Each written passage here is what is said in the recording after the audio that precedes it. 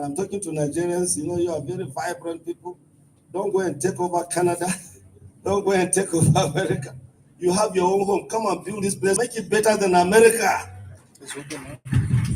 It's far better than just wanting to go and dominate other people and take over other people's places. God gave every society their own place. Develop it. That's why we're here. I don't want to go out of the federal. I love Nigeria. I want this place to be developed and transformed. So young people, the youth of Nigeria, you are active. You are very, very brilliant, especially now that you have new skills. As minister who brought in some of the skills which you people are enjoying now, these things that are really on the internet and so on. When we came in, there was none. When I came in as Minister of Information early in the century, we had less than 500 lines in the whole Federal Republic of Nigeria. This telephone line, this is not that you're talking as if it is part of your life. We didn't have it. Telephone lines were just lines. And therefore, Mr. President, like President Obasanjo at that time when I was minister, I said, look, Mr. President, I wrote a report that I now discovered that there's a new technology called the GSM. That if we have it, we'll be out of this issue of telephone lines, we'll have many more. And one of the things I'm celebrating was President Obasanjo had the courage of his conviction. Whenever he has a program and he believes in it, you just say approved. So he said approved. And therefore, the new technology that is giving you this GSM now was now approved. And then we have the first licenses to be sold. But we have to have companies that have the engineering capacity to lay it out. And then we did our survey and discovered, I think they are MTN, they are in South Africa. And I got the information that they are very, very good in this area. And they have the capacity, they have the money, they have the manpower, they have everything. And they were not interested in coming to buy our license. Although we were advertised, they were not even coming to Nigeria. They didn't even want to look at Nigeria. So President Obasanjo approved that I should go to South Africa. Mandela and Thabo Mbeki helped me. Thabo Mbeki was actually brought up in Nigeria. He was in Nigeria for a number of years. Please put your hands together for Thabo Mbeki. Because when I went, I needed someone to introduce me seriously to MTN.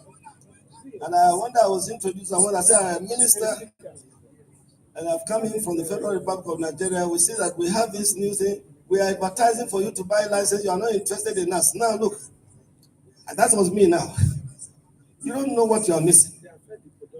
The Federal Republic of Nigeria is the most populated part of the whole of Africa. And let me tell you a secret now. I was telling them, Nigerians like to talk. When you have this thing, we are telling you to come up, it will be minting money. And that's the truth. You people, you like to talk, isn't it? Some of you here now have one, I've only have one telephone line. Some of you have 1, 2, 3, 4. I don't know how you manage. So they came to buy one of the licenses in those early days, and they laid it out. About a week or two ago, when I was giving a lecture in another place, from 500,000 lines, we're now about 200 million lines. Please put your hands together for the Federal Republic of Nigeria. And then internet. I was told that there's a new technology for real communication via internet. And at that point, there was only one internet domain address in the Federal Republic of Nigeria, just one. And I located the person at Yaba College of Technology. And I said, look, because I wrote a memo to Mr. President, he said approve, because I said, now look, this internet is something we have to really make sure we can popularize it in Nigeria. But I don't know what it was. I have no idea. But I'm a professor, you do research, you find out, and then you go and get it. So when I discovered that this lady had this address and they were communicating with her, I moved her to Abuja. From Yaba College of Technology, I moved her. They said, now look, I said, look, I'll make you a director. Come to my office, we have an office for you. I made director in the federal. I wrote to Mr. President, please make this lady director. He said approved. She came as a director and we were organizing internet services for youth. I created a small school, that radio house. Now internet has now become so big, so wide, so nice. Nigerians are doing so well. I believe you me, I'm not joking. Some of these Nigerian brilliant, they are now ruling the internet world. Whether in the US or in Canada, they are brilliant, they are smart, they are good. But some of them are doing yahoo yahoo. Please get away from that, do the real thing. And the reason why I told you this story is that Nigeria is not a small place. This country is powerful. This country is gifted. This country can really move rapidly. But there are certain forces that are kind of holding us. But the chairman hasn't, the director general hasn't invited me to discuss this, so I'm not going there. But we have to go there. Because this potential, this capacity, and develop and transform so that there can be peace, security, and prosperity. If you are becoming, put your hands together. Well, since my paper is going to be, let me just go to conclusion of my little notes on this major issue. So as I conclude my remarks, please allow me to share 5 imperatives for action now, both in Nigeria and the global community. 1, we must promote and respect the sanctity of life. God, I can give a whole lecture on that. And I'm really pained how many of our people have gone very far. Our people have a life. I come from Nupe land. In Nupe culture, people matter more than things. If you have things and you have people, you have nothing. But suddenly, in these days, people glorify things. They forget people. They don't have conversations with people. They don't respect people. They don't defend people. They don't relate with people. They're only relating with technology. You will soon die. Because this technology cannot respond back to you. Of course, they are coming with AI. I don't know, but I'm in my 80s. Maybe I wouldn't say the ravages of society under AI. I dread it. The one we have is that sanctity of life is precious. There was a time when, as a politician, we won election just on that thing. Just on that thing. People matter more than things. Young people, especially if you are here and you're your youth, please get back to this reality, the sanctity of human life. Respect it too much. You don't even remember it. But if we have to move, we have to really get back to that fantastic philosophy of people being very, very precious. Number 2, we must strengthen justice, equity, and fairness. Number 3, we must insist or invest in excellence in leadership. Leadership is the key. Leadership is vital. And I now worry for the democratic system, not only in Nigeria, but even in the world. I hope you've been following trends. But for the grace of God, the US, the United States of America would have gone because their democracy was no longer democracy. It was something else. I hope you've been following. Because here too, the other day, one of our very highly respected leaders gave a lecture in Accra on the threats to democracy. And I really feel that we must make sure that in Nigeria, this mode of administration, which humanity loves, democracy, we must protect it and defend it and really release it to generations yet above. I wish we pay serious attention to this excellence in leadership. Leadership is very important. Enlightened leadership, trained leadership, compassionate leadership, leadership full of ideas. One idea can transform your whole country. But our leaders are no longer thinking. No more initiative. No more programs.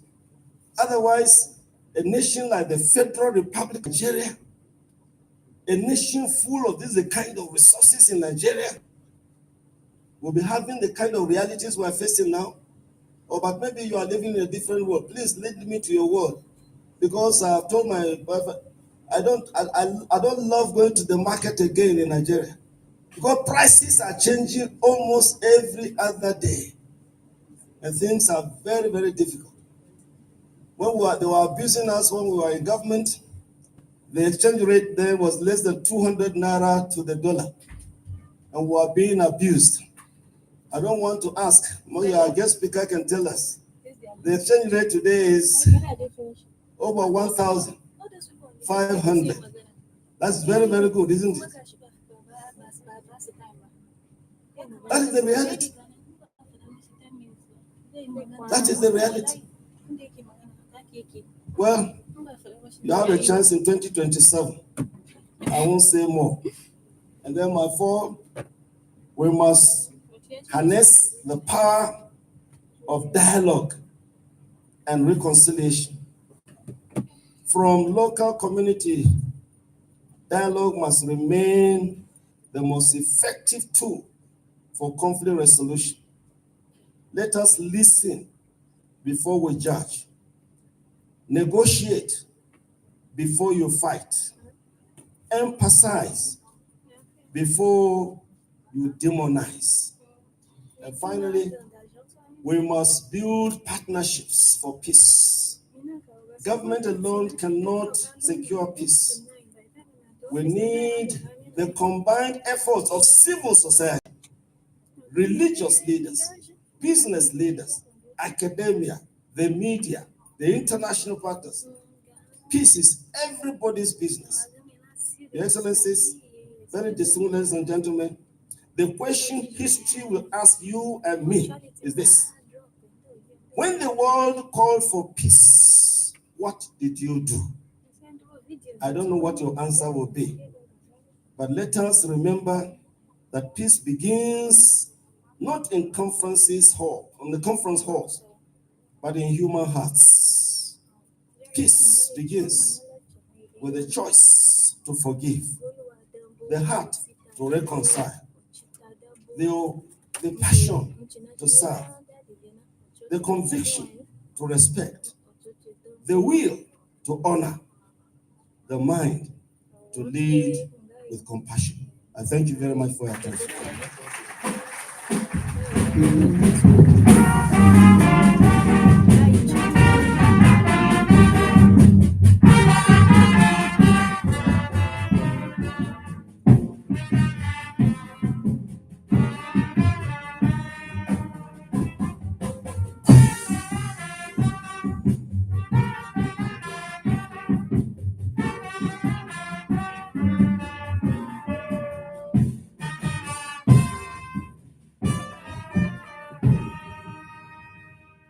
Thank you, Chair of the occasion. Indeed, this is very sumptuous, very delicious, as the delivery, the eloquence. We didn't expect anything less, but it again reminds us of the need for knowledge, the need to read, the need to be abreast with current events. Please, another round of applause to the chair of this occasion. I was wondering whether we should continue, whether we should end here, because I think the commemoration of the 2025 International Day of Peace, as well as celebrating Institute at 25, we have achieved already by my own standard, but I know that there are people that have higher standard than me. So we'll continue because of your own standards to listen to other presenters that have prepared actually. And it is fair, like the content of the presentation, talking about justice, fairness, and equity for everybody that has prepared to come and deliver like goodwill message, keynote speech to have their own bite. So we want to abridge the program a bit. We'll take the goodwill message after the keynote address. The keynote address this morning will be delivered by one of us. I've earlier on told you that Dr. Inye Onwoka was my colleague, indeed my senior colleague. In fact, when I joined, I remember one interesting experience. It was under Professor Joseph Golwa. We were nominated to go to a particular training in one of the West African countries, myself and her. But there was problem, and one of the problems that the Institute has always been confronted with, and that is the problem of funding. And so Onye said, Paul, can you just secure an approval for us that I'm ready to secure funds for us to go for this event, and then when we come back, they will pay us whenever they have money. But the DG told me that it will amount to either vitamin or there is no money now. But again, the interesting thing about public service, it will tell you 101 reasons to justify why there is no money. Jesus. I won't go all around to tell you a lot of things about Dr. Onye Onwoka, but I'll give her the opportunity to deliver this year's lecture, as well as the lecture for the Institute at 25 on the theme, Act Now for a Peaceful War, Urgent Need to Build a Peace in a Fragile World. Please a round of applause as she mounts up the podium to deliver her remarks. Thank you, Paul. A lot of history, a lot of memory. Two things happened when I